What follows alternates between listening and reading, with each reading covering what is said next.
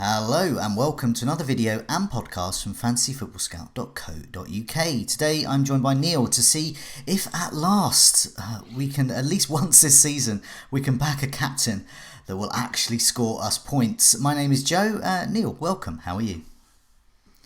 Yeah, I'm good, Joe. Yeah, thank you. This is a rare Tuesday that I'm actually working, so I've switched days with David this week. I did warn you off air that I'm woefully underprepared for this, but actually that might work. Maybe we've been thinking about it too much over the past 9 game weeks, and if I just wing it, maybe I'll stumble on a secret formula. Well, yeah, I mean, to be honest, when it comes to picking the captaincy over the last few weeks, me and David, we spend hours, days, weeks even, well, no, Yeah. 5 minutes, I don't know. We spend a long time preparing all the stats, everything, and we think we've nailed who the top captain is, and then they just let us down, and it happens every week. And that's something, the whole issue about the template and the template captaincy picks is something that we're going to talk about a lot in detail on the Scoutcast tonight. So I do urge people to tune into that, and yourself is joining me for that as well. So double Neale action today. Let's go for double points. Man City at home to Villa. They have let us down so often this season, but Sterling, KDB, or Aguero or Jesus, whichever one's going to get picked. Are they the best captaincy options this week? I know we've had the captaincy poll already opened, and they look to be riding high in that so far. Yeah, what's the definition of madness? Doing the same thing over and over again, expecting same results. I think, instinctively, when you set your team up for the following week, the bus team as it's now known as, then I looked at the fixtures, and this did leap off the page unsurprisingly. Yeah. I own both Sterling and De Bruyne, so it's a bit of a toss-up between those two at the moment. Obviously, outside of the players I own, Aguero and maybe even Mahrez can be factored into that. But I think the one thing we should say off the bat is that City, along with 6 other teams, are in European action this week. Yeah. So I will be waiting to see what Guardiola's team selection is tonight, actually, isn't it? They're playing Atalanta. Yeah. Because I think rotation's obviously always been an issue with Pep, but I think even more so this season. I think Edison's the only ever present. I think there was 4 this time last season, including Aguero. So I will be waiting to see what he does with his team selections, because I think in between the 2 international breaks, September and October, generally speaking, as a rule of thumb, he plays attacking assets twice in a row and then bench them in the 3rd game. That's a very rough rule of thumb, and it's dangerous trying to apply any kind of logic whatsoever to Pep selections. But that was roughly what was happening. Yeah. So I'll be a little bit concerned if, for example, Sterling and De Bruyne get another start against Atlanta, and that might persuade my thinking. But based purely on statistical interpretation alone, City, best attacking team in terms of home games. So they've scored more home goals than any other team this season, despite having played a game fewer than 10 of them. Yes, 8 of those were against Watford. But yeah, top for shots in the box, top for big chances, top for shots on target. And this, again, is despite them playing only 4 games at home out of their 9. Based on those underlying stats alone, then they're obviously an attractive option. The players within that, I mean, Sterling was my initial choice, and it still is at the moment, but his stats at home aren't great this season. So in terms of big chances, he's only had 2 at the Etihad. Now that is way down on, for example, Abraham is the leading big chance taker at home. He's got 9. Overall shots, let's just look at those. Aguero's had 17. He's right up there with the market leaders. But Sterling is way down. He is on, let me check, 9. So that's almost half the number of shots that Aguero's had. We've seen, I think in the Wolves game especially, he was clinging quite a lot to the touchline. Now, in my scout notes this week, I've talked about Mendy, which isn't fresh insight. The fact that he does hug the touchline and he provides the width when he's playing at left back. And I think he might be pivotal maybe to Sterling's returns, because we saw him get into some more central positions. And that is my concern with Sterling at the moment, that he isn't, or he wasn't getting into central positions in home games so far. But that might be influenced by who's playing at left back. So that is my initial worry with Sterling. I don't know. What do you think? And who's your initial thoughts regarding City assets? Sterling was sort of originally, but my bus team. So this is the one I set up a few days ago, and it hasn't changed yet. And as you point out, it may do depending on the Champions League lineup. But currently, it's De Bruyne as my captain, and Sterling is my vice captain there. For the home, I think it's all about home form at the moment for me. So I had a look at my goals imminent table. So this is to kind of big up Sterling and Aguero there. Sterling is still there. He was there the week before. He didn't score against Palace, but he could have done. And he got the chances. And this is what I liked about him. And also Aguero, when he is playing, they're getting the chances. They're not tucking them away. But they're getting them, and so I feel that is full of hope there. But with KDB, he's getting the chances and he's delivering. So check this out. His home scores this season. So this is take away underlying stats. Let's go for raw stats points: 11, 13, and 17. So De Bruyne has had at home this season. So I want some of that. And Sterling 6, 3, and 2. I don't want some of that. And Aguero 6, 16. 9 and 2. I don't know. I sort of want some of that, but I don't know whether he's going to play, and it all depends on a variety of factors to do with Man City. So for me, De Bruyne is like the guy who's been delivering, the guy who's got the underlying stats, and he's got the fixture. So, and this really surprised me about Villa. So I've been impressed with all of the promoted sides this season, but no side have conceded more shots than Villa. I can believe that.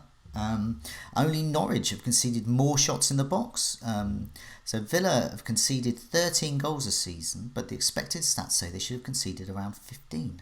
I think we should also point out that Palace were, one of the defensively better teams in the Premier League this season, and De Bruyne, even though he didn't have his best of games, I think his touch was a bit lacking and some of his passing was a bit straight. He still could have, had any number of attacking returns. That header off the post from Gundogan and the Jesus pass that wasn't. I was throwing stuff at the TV screen when that happened. But I don't know if you had the same thought I did. I saw that and I thought, oh my God! At last, I'm looking at a goal that I could have scored if Jesus had passed to me. Because I wouldn't have done anything fancy. I would have just put my foot there and it would have gone in. Very frustrating for those that had De Bruyne captain. So hopefully that won't happen again. So moving on, I think it sounds like our bus team captains are Sterling and De Bruyne, and we're definitely looking at them. Arsenal at home to Crystal Palace. So famous last words. So often we've said this season is we can rely on Aubameyang, can't we? For reliable captaincy pick, but nevertheless two blanks so far, just 2 blanks. So as reliable as you're going to get these days. What do you reckon to Aubameyang against that Palace defence? Well, we just discussed it, didn't we? How good Palace were. More at home, more Sellers Park. They've been especially tight there. They will make it hard. I think that clearly their strengths are in defence rather than in attack. And providing they don't concede early. I think the reason that City got a lot of big chances in that game was because they scored those 2 quick-fire goals and Palace had to come out and attack after that. Before that, I think in the first 35 minutes, they'd done pretty well. I mean, they kept City at bay. There weren't that many clear-cut opportunities. I can't really think of anything that Hennessy had to do, really, of note before that. I think it depends how quickly Arsenal get off to a start. Obviously, we can't control that as fantasy managers, but that would be the caveat in my mind, and that was certainly playing on my thoughts before Game Week 9 as well. When I didn't captain a City asset, for example, I did factor in Palace's defence. I mean, Arsenal at home are much better than they are away. So I was on duty last night for Scouts, and they were very average again. Couple of decent chances from Pepe and Ceballos, but really, I think that the number of times this season they've had less than 10 shots in an away game, it's racking up, and this was the same last season as well. So I think this season, if my memory is right from my scout notes, I think they are joint third for attempts in home games, goals scored. No, hold on. I'll take that stat in a second. I've got it written down somewhere. They're good at home, but they're not so good away. Yeah. But anyway, the point is they average fewer chances per game away from home, a lot fewer. I've got the stat here. Yeah. The minutes per chance at home is the third best in the league. The minutes per chance away is joint 15th. So clearly, they're much more productive at home. Yeah. Aubameyang. Again, it'll be interesting to see what Emery does on Thursday regarding his team selections for the Europa League, because we've been kind of forewarning about Lacazette's return and the fact that Aubameyang might be shunted out wide. I feel like I'm just a broken record talking about this, but it is something to consider. I think we did see it last night. Lacazette came on. Aubameyang moved to, I think, the left and then possibly the right. So he will deliver points wherever he plays. We've said this before. I just worry that Palace, being one of the better defensive teams, and his potential shunt over to the flank might harm him a little bit. I do think he'll probably still get an attacking return. Yeah. He's not to be dismissed out of hand. And obviously, I don't own him, so this might be partially owner bias. But what do you think? I think it's as we were with Aubameyang. I think he is as reliable as you can get, particularly at home. Yeah. I do think you'll get a return from him against Palace at home. But yeah, I saw the game last night as well. The decision making, I thought, from Pepe was poor. There were many times he could have passed to different players. He passed the wrong player. His vision was lacking. He's struggling to adapt to the Premier League, I think. And I think so many of the Arsenal players they're not gelling quite well together. Lacazette, even though he had a brief cameo, I like the look of, still, and Aubameyang as well. He's just, he just wasn't getting, the right service and just wasn't in the same position, the right positions. Unlike, say, Vardy, for example, who we'll speak about a bit later. But yeah, for me, I just look at the Palace defence. It just doesn't simply look as obliging as Villa's against Man City. Yeah. So they've conceded 19 chances this season. That's one less than Sheffield United, and there's 7 sides that are worse than them. So they're sort of mid-table. They're not a whipping boy. I'm not quite sure what's going to happen. I think Aubameyang will get a return. I'm not sure Arsenal are going to hammer them. As you said, better. Anyway, Aubameyang, for example, he hasn't got a double-digit haul this season at home as well, which isn't the be-all and end-all. Sometimes you'll look for just consistency rather than explosive scores. But yeah, worth pointing out that he hasn't got more than 10 points at home this season. Yeah, they need to play more as a team, and they're not doing that for me enough yet to either invest in them or, more importantly, the subject of this video and podcast, captain any of their assets. Let's move over to Liverpool. Okay, so I've got a picture of a sad-looking Mo Salah. He's been nursing an injury. I like the way that in our team news we were talking about Klopp not really giving much away, but also saying we hope to have we'll have training sessions and then he was suddenly putting loads of doubt basically about Salah, and then he was suddenly saying, I don't understand all this Salah's why you don't think Salah's going to play, or why aren't you so certain about it? Because you've just infected us with your uncertainty, mate. That's why. But anyway, let's blame Klopp for that one. But yeah, they're against Spurs. Spurs are hardly secure at the back. Time to back Mane or Salah or Firmino if Salah's back, that is. What do you reckon? Yeah, it could be. I think this is one of those where the more you look at it, the more you quite fancy Liverpool asset this weekend. I think it was on paper. If this was the Spurs of last season, for example, then it's one of the trickier games. I think even if this was the Spurs of earlier this season, it would be trickier because they have gone away to Man City and held them to a 2-2 draw, got a 2-2 draw at Arsenal as well. But yeah, they are not the Spurs we knew from the Champions League run last season, for example. Defensively, all over the shop, really. I think that's the main surprise. Yeah. So yeah, obviously we all know that they conceded 7 against Bayern, shipped 3 against Brighton, who aren't exactly renowned for the goal scoring. So Liverpool averaging 3 goals per game at Anfield this season, coupled with the fact that Spurs are shipping chances for fun. Yeah, they've allowed 89 shots in 4 away games this season. which is a lot. Yes, they've played City and Arsenal, so you have to factor that in. No clean sheets away from home. 9 goals conceded in those 4 games. So, I think the more you analyse it, the more it looks an attractive option, I think, especially as you'd be fairly confident of the premium option starting, providing that they're past fit.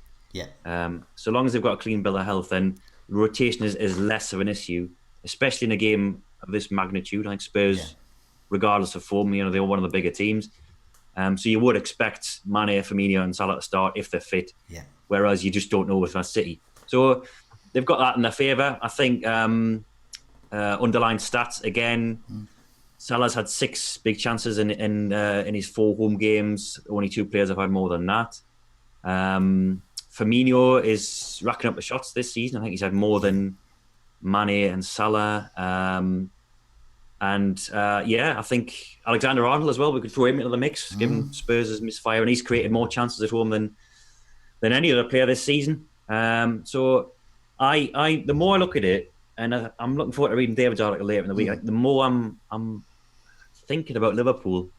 They didn't immediately live off the page, but I'll see what happens in midweek in the Champions League and whether we get definitive announcements from Klopp regarding Salah. But I'm becoming more and more tempted by that, I have to say. Yeah, I think with Salah as well. So if he's starting midweek, well then everything's tickety boo and off he goes to hopefully score against Spurs.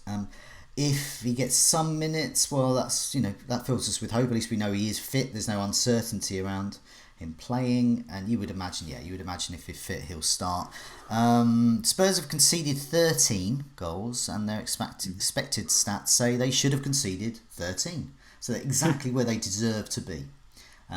See, that's not like whipping boy status yet, but they will. I think they're going to concede. The stats suggest with Liverpool's home form, they will concede, but I don't know how many they're going to concede, and that for me is the issue when it comes to the captaincy.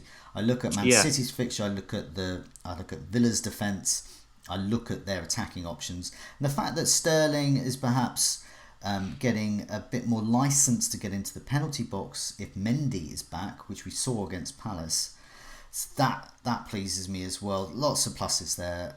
With Liverpool, I'm just sort of a bit about them as a captaincy option, really. And especially looking at that Tottenham defence, Liverpool goal threat as well. Last 4 matches, so this is the last matches they played, not the game weeks. Salah has had 13 shots, Firmino 9, Mane 8. So Salah's getting an attempt in the box every 32 minutes, whereas Mane every 56 minutes. Obviously, this is home and away, but Salah should have scored 2.2 expected goals. So over 2 goals at least. He should be getting 2 goals, but he's in fact only scored 1 over his last 4, and Mane as well with 1. But he should have scored just over 2 as well. So they're underperforming, and the stats are there. They're enticing options. And I am partially tempted with Salah as a vice captain. Maybe I can't see past De Bruyne at the moment, but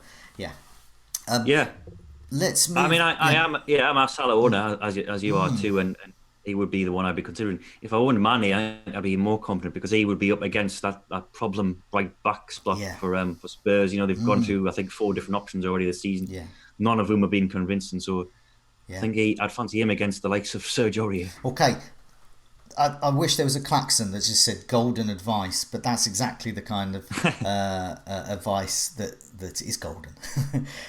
So the matchup there, I think Mane at home is a good option as well. If Salah's not fit at all, I'd be tempted to use one of my transfers to get Mane in for Salah. Because I don't like not having any Liverpool attacking assets. Let's move on to Leicester away to Southampton. Vardy's party's continuing. Don't bother with underlying stats with him. Stats buster. Away to Southampton. That looks quite tempting. I think Vardy owners have got a reliable captaincy pick there on their hands. So what do you reckon? Vardy against Southampton. I think this is a good shout because Southampton play with quite a high press and quite a high line in defence as well. So which is exactly the type of team you want Vardy to be playing against because he's at his best, isn't he, when he is exploiting those spaces in behind defences. Southampton, I think maybe, I wouldn't say they've turned a corner, but we saw a slightly more defensive formation from Hasenhüttl at the weekend. He played this 3-4-2-1, so put in an extra centre back.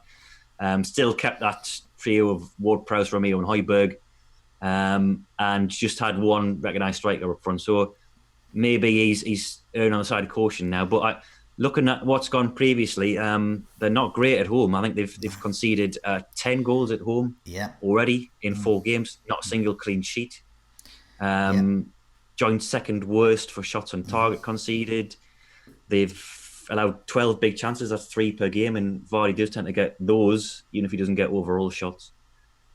So yeah, I think this is a decent show. I know you're going to talk about expected goals. Am I right here with Southampton? Yeah. So their expected goals conceded.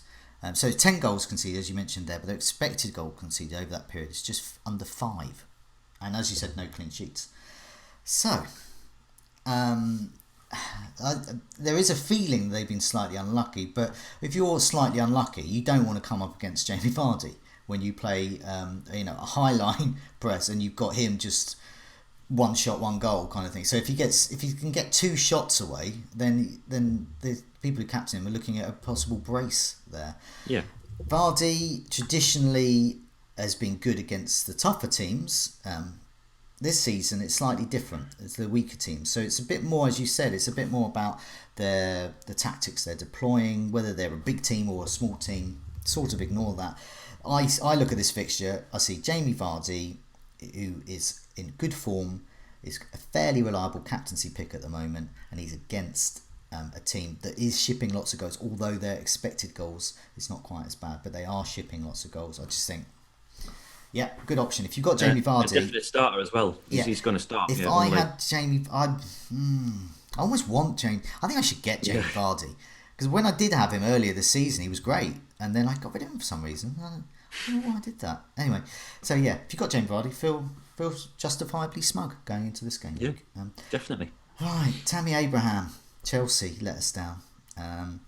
In fact, yeah, Callum Hudson-Odoi had a good game, but the other, from an FPL point of view, last game week Chelsea let us down. What do we reckon about their assets? They're away to Burnley as well. So that looks like a no-go for the captaincy, surely, with Burnley at home. What do you reckon?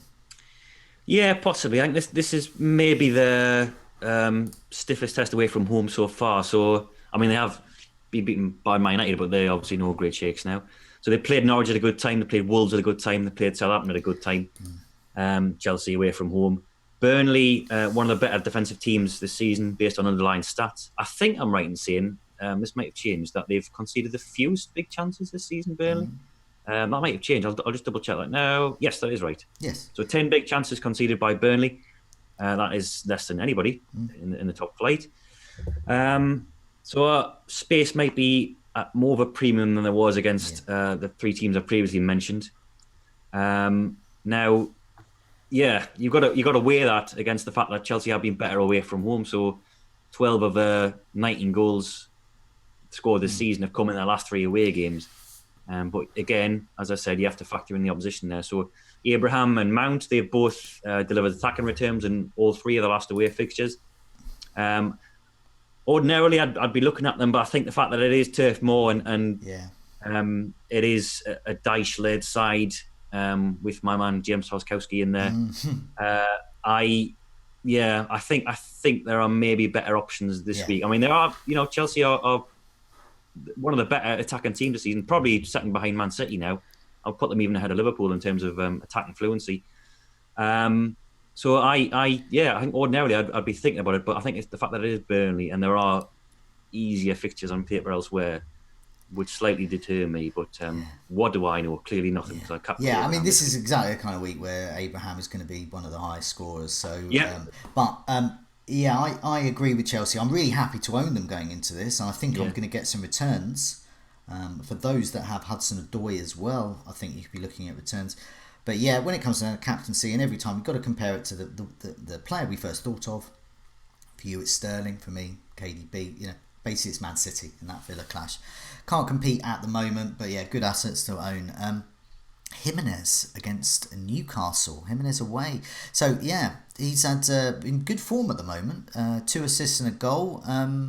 What do you reckon? I've written in my notes here.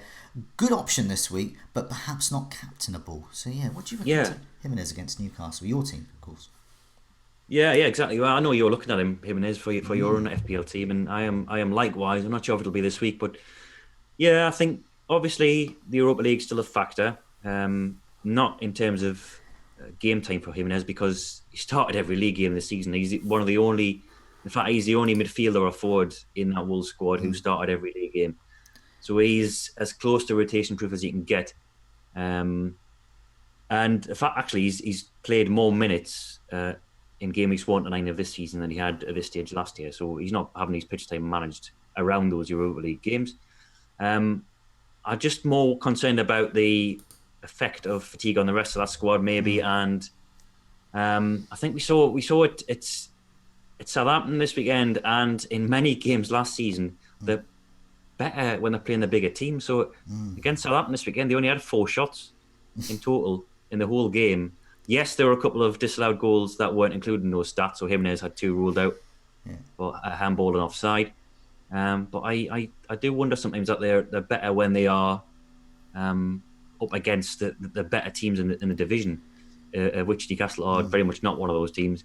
And they are Newcastle, likely to play that same 5-4-1 again. Space probably at a premium. Definitely an option I'm looking at. I think for my team, he's a decent swap for Pookie.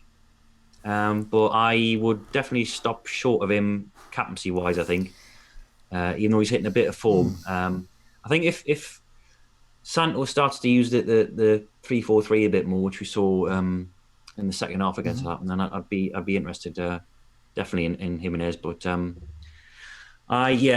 probably not a captaincy shout this weekend, but he's increasingly on my radar. He is, and I think he's going to be increasingly on lots of people's radar. I can see his price going up. He's undervalued at the moment. I think it should be 7.5 or higher, and he's much lower than that now.